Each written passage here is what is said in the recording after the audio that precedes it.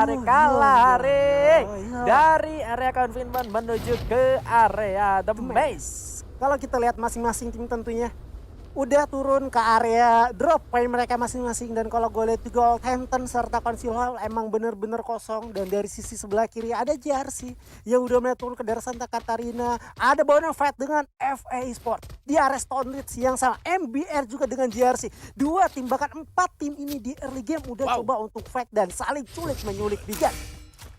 Dan first blood juga menuju ke arah tim FA Sport yang kali ini harus sudah terculik. Tapi dengan adanya revival spot, jangan khawatir bos, Anda bisa hidup kapan saja. Ada asuransi jaminan kehidupan. Iya. Asuransi ya. Bener sih, bener. Sanjungan. Jadi mau mati kapanpun masih bisa hidup kapanpun juga. Selama rekan tim lu masih bisa survive lah ya buat nyari koin sama nge-revive. Tapi jujur sih kalau bisa gua bilang ya, buat nge-revive di revival spot itu bakal cukup susah. Let's say kalau kita bisa bilang, oh gokil tuh, satu orang Hayden berhasil di-revive, mungkin juga itu koin karena memang yang hidup cuma satu. Betul. Kalau misalkan kita mau ngidupin di revival spot ya, let's say kalau remaster tadi di Hanggar, itu udah ada 2 tim yang nungguin loh tadi di Hanggar. Ngeri banget ya kan? RRQ ada, terus JRC juga ada. First Raiders ada di sana. First Raiders juga ada di sana. Jadi ketika itu nyala, udah sih kelar. Ini 2 tim aja perang. Contoh aja nih, kayak JRC sama RRQ. Perang. Dari belakang datang lagi dong First Raiders. Apalagi Iko emang udah santai di daerah rumah pemadam juga. Iya, makanya kalau boleh gua bilang, buat ngedupin teman lo di area revival spot atau gue bilangnya revo dah. Gue bilangnya revo kalau mau ngedupin di situ dengan durasi waktu sekitar berapa ya? 33 detik ya kalau di situ. Sekitaran segitu lah, setengah menitan lah ya. Itu bakal jadi hal yang sulit. Belum lagi setiap titik adanya revo itu pastinya bakal dijagain sama setiap tim. Sekalipun kalau misalkan di satu titik revo itu nggak ada yang ngejagain, bakal ngundang juga tim datang ke titik revo di mana lu bakal nge-revive temen lu. Dan Azuri ngomongin soal game 1 tadi, ternyata pemuncaknya ada Aura Ignis karena memang mereka gue percaya mereka unggul dari segi poin kill. Meskipun EVOS Immortal mereka dapetin Buyah ya di game pertama tadi, tapi agresivitas dari tim Aura Ignis berhasil membawa mereka memuncaki sementara. Di posisi pertama disusul juga ada JRC Aphrodite dengan 15 poin, ada MBR Epsilon tadi dia di posisi kelima kalau nggak salah, posisi 13 poin, dan DG Notwest juga mereka berhasil dapetin 11 poin di hashtag kelima. Iya betul banget. Walaupun Buya ini bisa dibilang nih, Buya itu belum penentu, jadi apa ya, patokan buat kita ada di atas. Setuju. Apalagi kalau kita lihat juga dari tempo permainan atau dari strategi Aura Ignis itu emang bener-bener berubah sih Bigen. Bener-bener berubah ketika kedatangan 2 pemain baru ini, dimana si Ajik dengan Kenji yang emang bener-bener memperkuat. Dan ini dia, Ajix adalah salah satu player baru dari Aura Ignis, langsung mendapatkan Most Player Kill MVP. 5 kill men. Dengan 1717. 17 ya. 17. Ini pesta apaan nih 17. Tapi di sini ternyata Mazuri sudah bakal ada fight kembali, yang mana si RC sudah mulai melepaskan tembakan menuju ke arah lawannya. Ada FA Sport yang punya tadi sudah tumbang 1 orang, dan ternyata kali 1 orangnya harus sudah terending kembali. Di RC begitu agresif untuk mendapatkan kill per kill menuju ke arah tim FA Esports, yang mana kali ini FA-nya posisinya terus bakal melarikan diri menuju ke 2 arah yang berbeda. Ternyata sudah terlihat posisi dari Elektra di sana sebetulnya, tapi nggak bisa tembak. Menggunakan vektor dari jarak kejauhan karena memang udah dicicil juga sama temennya dari belakang. Sang eksekutor di arah depan kali ini Eki bakal ditembak juga seorang Ihsan, sang last man standing dari tim FA Esports. Tapi ternyata sudah tumbang juga karena ada Lim yang harus menumbangkan orang terakhir dari tim FA Esports. 2 map, 2 kali hashtag 12 FA Esports. What happened? Wah, ini jadi salah satu catatan buruk bagi FA yang emang harus susun 2 kali, tapi kali dari belakang ada UNB. Rupanya ingin menjadi tim terparty, tetapi 1 orangnya berhasil untuk dijatuhkan Bigen. Dari belakang juga JRC, emang kalau bisa dibilang JRC ini ketika ketika mereka berhasil mendapatkan satu informasi penting bahwa musuh di depan sana emang benar-benar sekarat dan tarik mundur dari mereka, itu diunggulkan mereka untuk coba untuk keras. Tapi kalian berikan dari belakang ada Surya bakal coba untuk survive, di mana Jersey bakal tertekan kali ini. Yes, JRC-nya ternyata di sana masih bisa untuk regroup kembali, sama-sama mereset, tapi Kopek sepertinya bakal sulit buat diselamatkan. Jangan sampai ini skenario sama, tapi ternyata di sana sebuah headshot diberikan. Bahkan ternyata UNB hanya menyisakan satu orang saja. Masih ada waktu untuk melakukan revive, ada treatment gun digunakan, tapi JRC bakal komit ke harapan sebuah granat sudah akan dilemparkan dan jepret. Masih ada Chrono ternyata digunakan oleh UNB. Satu orang tersisa. Yang mana kali ini lagi-lagi UNB-nya juga ternyata harus hashtag 11 dua kali. Ya ampun. Aduh, ada apa dengan dua tim ini? UNB dengan FE belum menampilkan performa terbaik mereka pada malam hari ini. Kalem, santai. Kalau bisa dibilang tes ombak ya. Ini untuk 2 match apa ya? Kayak nggak cocok untuk tes ombak. Enggak kayak gitu. Mungkin tes ombaknya 3 kali karena 3 kali beda kan. Oh iya bener Tapi banget. gue nggak berharap FS sama UNB hashtag 11 sama 12 lagi. Jangan sampai. Jangan sampai. Kalau bisa naik lagi sedikit ya kan. Cuma kalau misalkan di hashtag 11 sama 12 ya udah masih wajar lah ya. Iya. Walaupun peringkat 11 dan 12 seenggaknya bisa mengamani 1 ataupun 2 poin kill, sehingga bisa dibilang mereka nggak buntung-buntung banget karena masih ada keuntungan dari poin kill tadi. Dan kalau kita lihat emang posisi Jersey bisa dibilang kuat banget untuk defense-nya. Keculik 1, datang 2 untuk yang revive. Ini tim dengan komposisi baru loh. Betul. Yang mana kan cuma Lim doang yang bertahan. Yang lainnya itu orang-orang baru semua, cepat banget mereka adaptasinya dan menyesuaikan rotasi. Kalau bisa dibilang agresifnya lebih agresif di roster saat ini dari JRC. Nah itu memang udah tugasnya dari pro player ya, udah jobdesknya mereka. Mereka harus cepat nyatuin chemistry buat teamwork juga, karena memang itu adalah pekerjaan mereka dan tanggung jawab mereka. Itu dibuktikan oleh JRC yang sesudah melakukan perombakan dan mereka melakukan adaptasi dengan cepat dengan menggunakan seorang Lim saja. Oke.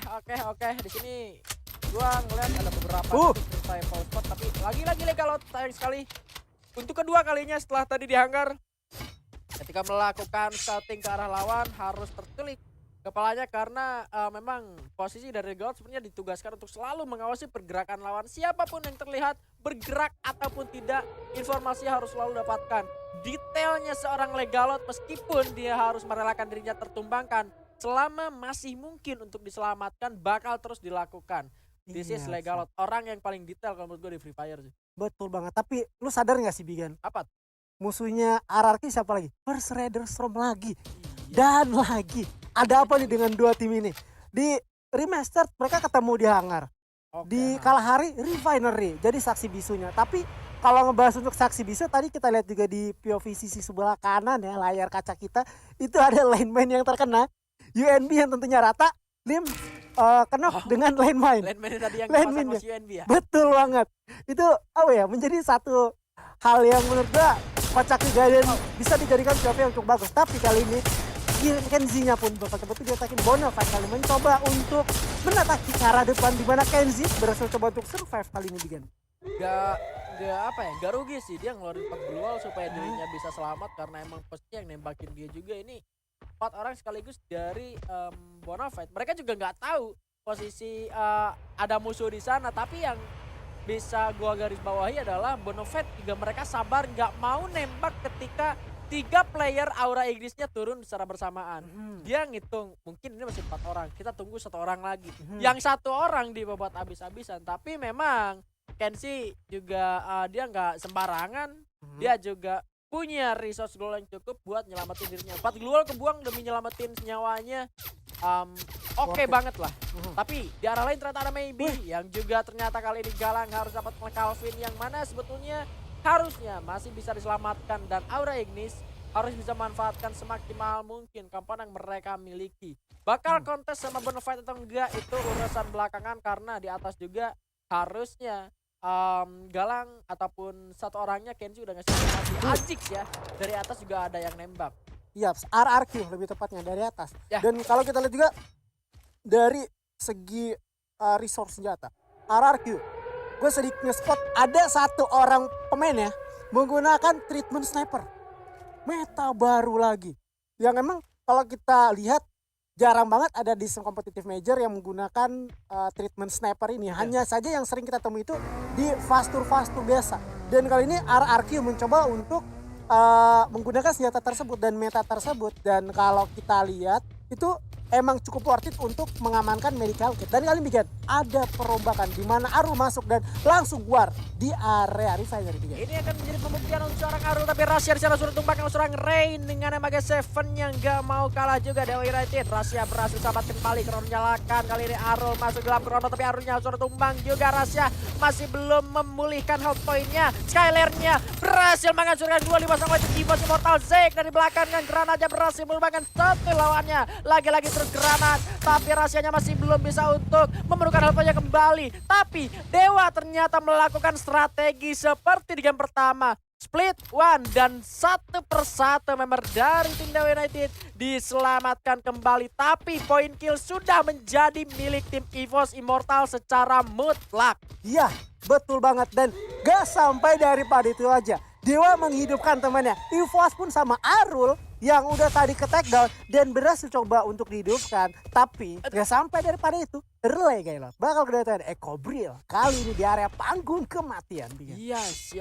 Kedatangan tim Leris kita. Yang mana di arah lain ternyata Anca berhasil menembangkan Gustav dari arah atas. Juga kelihatan Pac-Man harus tumbang oleh Haidans dari MBR yang juga sudah mulai join menuju ke area refinery ini. Kalau gua ngelihat RRQ di sini udah nggak aneh, harusnya posisi mereka tuh bukan di sini biasanya, justru di tempatnya First Rider. Yang mana kalau gue ngeliat juga di sini malah kedatangan tim Ekobil yang tadi sempat datang, MBR-nya juga mantekin dari arah atas. First Rider udah jelas di tempat yang tadi. Ini bakal jadi fight 4 lawan 3 antara 3 bidadari dan juga 4 bidadari dan juga 3 pangeran di arah bawah sana. Anca ternyata pecah war juga di area refinery bagian tengah. MBR juga masuk di sini. Ada aura Ignis Galang tumbang, dikagetin oleh Haidars. Berhasil untuk dipulangkan ke arah lobby. Masih ada Adrian yang mengendap-ngendap sambil jongkok. Udah kelihatan juga glow aja. Yeay, ditumbangkan.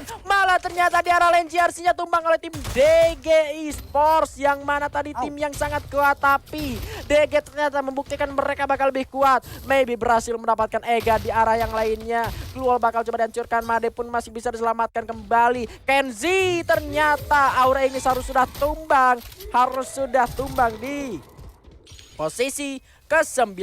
Legalot juga ternyata tidak bisa untuk diselamatkan kembali. Eko ternyata harus mendapatkan kesulitan yang sangat luar biasa dengan pertahanan dari RRQ. Tapi kali ini Asuna berhasil mendapatkan kill. Oh my god, belum sempat ternyata, keburu telat. RRQ masih ada, tapi Dewa yang tadi sempat untuk berjuang lagi. Kali ini Rain-nya harus tertumbang juga. Rain tersisa sendirian. Yang mana Rain sendiri tadi ini udah sebenarnya udah mati, tapi berhasil untuk diselamatkan kembali. Bakal lawan satu orang dengan senjata yang sangat minim. Menggunakan M60 bakal sulit 1 lawan 1. Skyler digunakan, tapi Rain berhasil untuk menumbangkan Kazu. Diketawain. Nah itu dong, gitu gunanya emot. Karena memang udah gak bisa selamat lagi. Memilih untuk tereliminasi daripada memberikan poin kepada tim musuh. Emang benar-benar worth it. Apalagi kali ini kalau kita lihat dari First Riders UAI berhasil menculik 2 orang sekaligus. Dari atas High Groding mendapatkan Winezi serta Zeus yang dilululantakkan begitu aja. 3 poin eliminasi didapatkan oleh First Riders Storm. 2-nya dari UAI. Di atas enak banget. Apalagi kalau kita lihat kali ini bakal terjadi perang explosion lagi. Granat Haidars bakal coba untuk diancam begitu aja. Apalagi skill dari karakter Clue yang udah aktif dan menginformasikan di mana pergerakan musuh. Sehingga UAI melakukan satu inisiasi bergerak ke sebelah kanan kali dibikin. Yes, First Rider kali ini berhasil menumbangkan satu lawannya Scooper. Oke, MBR Epsilon juga harus lagi-lagi tumbang di 5 besar. Dan catatannya adalah Evos Immortal lagi-lagi selamat bersama dengan tim DG Esports. Ini 2 tim yang sebetulnya di game pertama tadi masuk ke 4 besar dan mereka masih masuk juga. First Rider masih berempat, Evosnya juga masih 4 orang. Sudah terbakar kepada seorang rasa yang sangat membahayakan sekali. MAG juga sudah spray. Hati-hati, sudah ada ledakan dari hand kanan yang sudah mulai meledak juga Scooper. Ternyata DG lagi-lagi harus sudah tumbang di posisi ke-4.